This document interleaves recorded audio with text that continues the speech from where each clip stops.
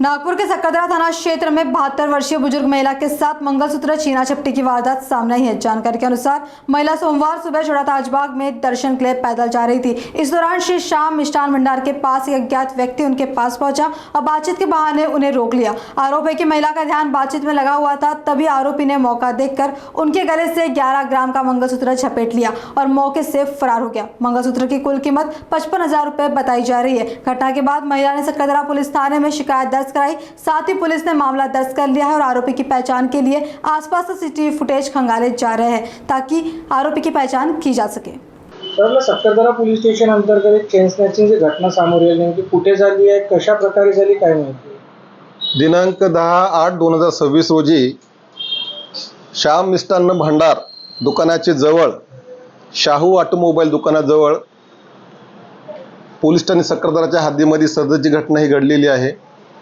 दिनांक 10/8/2026 चे 7:30 ते 7:45 वाजेच्या दरम्यानची ही घटना आहे। यातील फिर्यादी आहेत चंद्रकला भाऊराव कडू, वय 72 वर्ष, राहणार प्लॉट नंबर 108, रघुजीनगर, महाकाळ भवन चे मागे सक्करदरा, नागपूर। हे नमूद तारीख वेळी घटने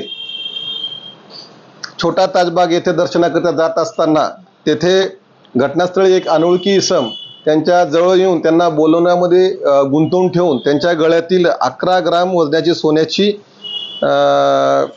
मंगळसूत्र हे हिसकावून नेलेले आहे।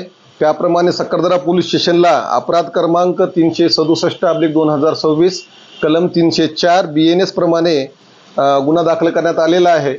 सदर गुन्ह्याचा हा तपास चालू आहे। अनोळखी इसमाचा शोध घेऊन DB पथक हे CCTV फुटेज ह्यादी प्राप्त केलेले आहेत। त्याचे काही CCTV फुटेज आपल्याकडे प्राप्त झाले असून त्या अनोळखी आरोपीचा शोध घेऊन त्याला गुन्ह्यामध्ये अटक करण्याची तजवीज ठेवलेली आहे।